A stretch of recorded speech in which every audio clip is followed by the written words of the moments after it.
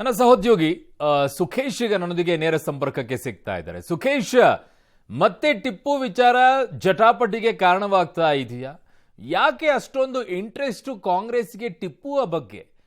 ನಾಲ್ಕನೇ ಕೃಷ್ಣರಾಜ ಒಡೆಯರ್ ಅವರು ಕೊಟ್ಟಿರುವಂತ ಕೊಡುಗೆ ಮೈಸೂರಿಗೆ ಅಪಾರವಾಗಿದೆ. ಅವರ ಹೆಸರು ಯಾಕೆ ಪ್ರಸ್ತಾಪ ಮಾಡೋದಿಲ್ಲ ಕಾಂಗ್ರೆಸ್? ಟಿಪ್ಪುವನ್ನ ಯಾಕೆ ಪ್ರಸ್ತಾಪ ಮಾಡ್ತಾರೆ?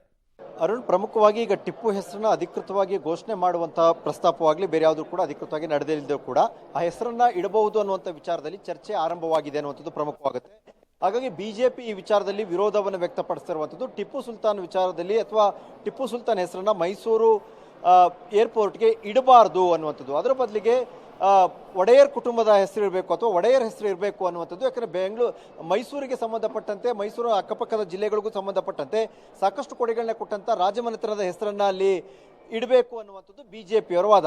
ಏನಾದರೂ ಈಗಾಗಲೇ 4 ಏರ್ಪೋರ್ಟ್ಗಳಿಗೆ ಬೇರೆ ಬೇರೆ ಹೆಸರುಗಳನ್ನ, ಕಿತ್ತೂರು ರಾಣಿ ಚೆನ್ನಮ್ಮ ಹೆಸರು ಇರ್ಬೋದು ಅಥವಾ ರಾಯಣ್ಣ ಹೆಸರು, ಕುವೆಂಪು ಹೆಸರು. ಓಕೆ, ಸಂಪರ್ಕ ಇದಾಗಿಲ್ಲ, ವಾಪಸ್ ಬರ್ತೀವಿ. ಈ ವಿಚಾರದಲ್ಲಿ ಈಗ ಅದು ಯಾಕೆ ಇಂಟ್ರೆಸ್ಟ್ ಕಾಂಗ್ರೆಸ್ಸಿಗೆ ಅರ್ಥ ಆಗೋದಿಲ್ಲ. ಹಳೆ ಮೈಸೂರು ಭಾಗದಲ್ಲಿ ಜನ ಏನಾದರೂ ಒಂದಿಷ್ಟು ನೀರು ಕುಡಿತಾ ಇದ್ದಾರೆ ಅನ್ನೋದಾದರೆ, ಬೆಳೆಗಳಿಗೆ ನೀರನ್ನು ಪಡ್ಕೊಳ್ತಾ ಇದ್ದಾರೆ ಅನ್ನೋದಾದರೆ, ಅದಕ್ಕೆ ಇರುವಂಥದ್ದು ಕೊಡುಗೆ ಒಡೆಯರವರದ್ದು, ಟಿಪ್ಪುವಿಂದಲ್ಲ.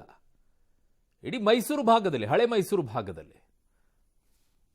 ನನ್ನ ಸಹೋದ್ಯೋಗಿ ಈಗ ಸುಖೇಶ್ ಸಿಕ್ಕಿದ್ದಾರೆ. Yes Sukhesh, continue Sukhesh.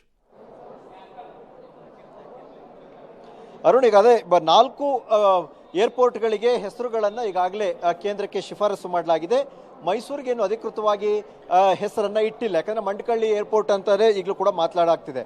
ಆದರೆ ಟಿಪ್ಪು ಸುಲ್ತಾನ್ ಹೆಸರನ್ನೇ ಇಡ್ತಾರೆ ಅಥವಾ ಇಡಬೇಕು ಅನ್ನುವಂಥ ವಿಚಾರದಲ್ಲಿ ಕೆಲವು ಶಾಸಕರು ಅಭಿಪ್ರಾಯವನ್ನು ವ್ಯಕ್ತಪಡಿಸಿ ಕೂಡ ಸರ್ಕಾರದ ಮಟ್ಟದಲ್ಲಿ ಅಧಿಕೃತವಾಗಿ ಆಗಿಲ್ಲ. ಆದರೆ ಆ ಪ್ರಸ್ತಾಪವನ್ನು ಮಾಡ್ತಾ ಇದ್ದಂತೆಯೇ ಬಿಜೆಪಿಯಿಂದ ಸಾಕಷ್ಟು ವಿರೋಧಗಳು ವ್ಯಕ್ತವಾಗಿದೆ. ಹಿಂದೆಯೂ ಕೂಡ ಟಿಪ್ಪು ಜಯಂತಿಯನ್ನು ಮಾಡಿದಂಥ ಸಂದರ್ಭದಲ್ಲಿ ಅಂದಿನ ಸಿದ್ದರಾಮಯ್ಯ ಸರ್ಕಾರ ವಿವಾದವನ್ನು ಮೈ ಮೇಲೆ ಹೇಳ್ಕೊಂಡಿತ್ತು.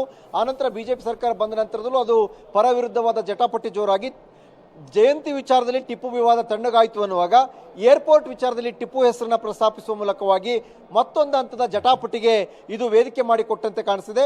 ಏನೇ ಆದರೂ ಶತಾಯಗತ ಹೆಸರಿಡಲಿಕ್ಕೆ ಬಿಡಲ್ಲ, ನಾವು ಹೋರಾಟ ಮಾಡ್ತೀವಿ ಎನ್ನುವಂತ ಪಟ್ಟನ್ನ ಬಿಜೆಪಿ ನಾಯಕರುಗಳು ಹಿಡಿದಂತೆ ಕಾಣಿಸ್ತಾ ಇದೆ. ಅರುಣ್. ಓಕೆ ಸುಖೇಶ್, ನಿಮ್ಮೆಲ್ಲ ಮಾಹಿತಿಗೆ ಧನ್ಯವಾದಗಳು. ಸೊ ಮೈಸೂರು ಏರ್ಪೋರ್ಟ್ ಅನ್ನ ಟಿಪ್ಪು ಏರ್ಪೋರ್ಟ್ ಅಂತ ಇಡಕ್ಕೆ ಯೋಚನೆಯಲ್ಲಿ ಕಾಂಗ್ರೆಸ್ ಇದೆ. ನಂಗೆ ಅರ್ಥ ಆಗ್ತಾ ಇಲ್ಲ. ಟಿಪ್ಪುವಿನ ಕೊಡುಗೆ ಮತ್ತೆ 4ನೇ ಕೃಷ್ಣರಾಜ ಒಡೆಯರ್ ಅವರ ಕೊಡುಗೆಗೂ ಕಂಪೇರ್ ಮಾಡ್ಕೊಂಡು ನೋಡ್ಕೊಳ್ಳಿ. ಬ್ರೇನ್ ಇಲ್ಲ ಅಡ ಇಟ್ಟಿದ್ದೀರಾ ಕಾಂಗ್ರೆಸ್ನಲ್ಲಿರುವಂಥ ಶಾಸಕರು. ಕಾಂಗ್ರೆಸ್ ಏನು ಮಾಡ್ತಾ ಇದೆ? ಯಾವುದನ್ನ? ಮುಸ್ಲಿಂ ಧರ್ಮದಲ್ಲಿರುವಂತಹ ಜಯಂತಿಗಳೇ ಇಲ್ಲದೆ ಇರುವಂಥ ಧರ್ಮವನ್ನು ಹಾಳು ಮಾಡಿಟ್ರಿ. ಆ ಧರ್ಮಕ್ಕೆ ಜಯಂತಿ ಬೇರೆ ತಂದಿಟ್ರಿ, ಟಿಪ್ಪು ಜಯಂತಿ ಮಾಡೋಕ್ಕೆ, ವ್ಯಕ್ತಿ ಪೂಜೆಯನ್ನು ಮಾಡೋಕ್ಕೆ. ಅದನ್ನೂ ಅರ್ಧ ಅವರಿಗೆ ಹಾಳು ಮಾಡಿಟ್ರಿ. ಈಗ ಟಿಪ್ಪು ಅಂತ ಹೆಸರು ಬೇರೆ ಇಡ್ತಾ ಇದ್ದೀರಾ. ಏನು ನಿಮ್ಮ ಕೊಡುಗೆ? ಏನು ಒಡೆಯರವರ ಕೊಡುಗೆ? ಏನು? ಕಂಪೇರ್ ಮಾಡ್ಕೊಳ್ಳಿ. ಮೈಸೂರು ಮಹಾರಾಜರ ಕೊಡುಗೆಯನ್ನು ಇಟ್ಟಿದ್ದಕ್ಕೇನೆ ಇವತ್ತು ಹಳೆ ಮೈಸೂರು ಭಾಗದಲ್ಲಿ ನೀರು ಕುಡಿತಾ ಇದ್ದಾರೆ, ಬೆಳೆಗಳಿಗೆ ನೀರು ಬರ್ತಾ ಇದೆ. ಇದರ ಅರಿವೇನಾದರೂ ಇದೆಯಾ? ಇಡೀ ಮಹಾರಾಜರ ಕುಟುಂಬದಲ್ಲಿರುವಂಥ ಒಡವೆಗಳನ್ನೆಲ್ಲ ಅಡ ಇಟ್ಬಿಟ್ಟು ಕಟ್ಟಿರುವಂಥ ಡ್ಯಾಮ್ ಇದೆ. ಆ ಹೆಸರು ನಿಮಗೆ ಬರೋದಿಲ್ಲ, ಟಿಪ್ಪು ಹೆಸರು ಬರುತ್ತೆ. ಮತ್ತೆ ನೀವು ಜಾತ್ಯಾತೀತರು ಅಂತ ಕರ್ಕೊಳ್ತೀರಾ ನಿಮ್ಮನ್ನು ನೀವು. ಒಂದು ವಿರೋಧ ಮಾಡ್ತಾ ಇರುವಂಥ ವ್ಯಕ್ತಿಯನ್ನು ತಂದಿಟ್ಟಾಗ ನೀವು ಹೆಂಗ್ರಿ ಜಾತ್ಯಾತೀತರು ಆಗ್ತೀರಾ? ಅದು ಹೆಂಗ್ರಿ ಸೆಕ್ಯುಲರ್ ಆಗ್ತೀರಾ ನೀವು? ಎಲ್ಲರೂ ಕೂಡ ಇಷ್ಟಪಡುವಂಥ ವ್ಯಕ್ತಿ ಅಂತಂದರೆ ಮೈಸೂರು ಮಹಾರಾಜರು, ಅಲ್ಲಿ ಒಡೆಯರು. ಅವರ ಹೆಸರನ್ನು ಇಡೋಕ್ಕೆ ಯಾಕೆ ನಿಮಗೆ ಇಷ್ಟ ಆಗೋದಿಲ್ಲ? ಬೇಕು ಅಂತ ಕಿರಿಕು, ಟಿಪ್ಪು ಇಡಬೇಕು ಅಂತ. ಏನು ಕಡ್ದು ಗುಡ್ಡೆ ಹಾಕಿದ್ದೀರಾ? ಟಿಪ್ಪು ಕೊಡುಗೆಗೂ ಮತ್ತು ಒಡೆಯವರವ್ರ ಕೊಡುಗೆಯನ್ನು ಕಂಪೇರ್ ಮಾಡಿ ಇಟ್ಕೊಳ್ಳೋಕ್ಕೂ ಆಗೋದಿಲ್ಲ.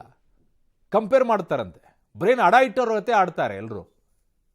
ಓದ್ರಿ ಫಸ್ಟು. ಇತಿಹಾಸದ ಬಗ್ಗೆ ಏನೋ ಮಾತನಾಡ್ತಾ ಇದ್ರು ಯಾರು ಶಾಸಕರು, ಅಲ್ಲಿ ರಂಗನಾಥ್ ಅಂತೇಳಿ ಶಾಸಕರು, ಇನ್ನೊಬ್ಬರು ಪ್ರಸಾದ್ ಅಬ್ಬಯ್ಯ ಅವರು ಇತಿಹಾಸದ ಬಗ್ಗೆ ಎಲ್ಲ ಮಾತನಾಡ್ತಿದ್ದಾರೆ. ಏನೋ ಇತಿಹಾಸ ಓದಿದ್ದೀರಾ? ಹಳೆ ಮೈಸೂರು ಭಾಗದಲ್ಲಿ ಯಾರನ್ನ ನೆನಪು ಮಾಡ್ಕೊಳ್ಬೇಕು ಜನ?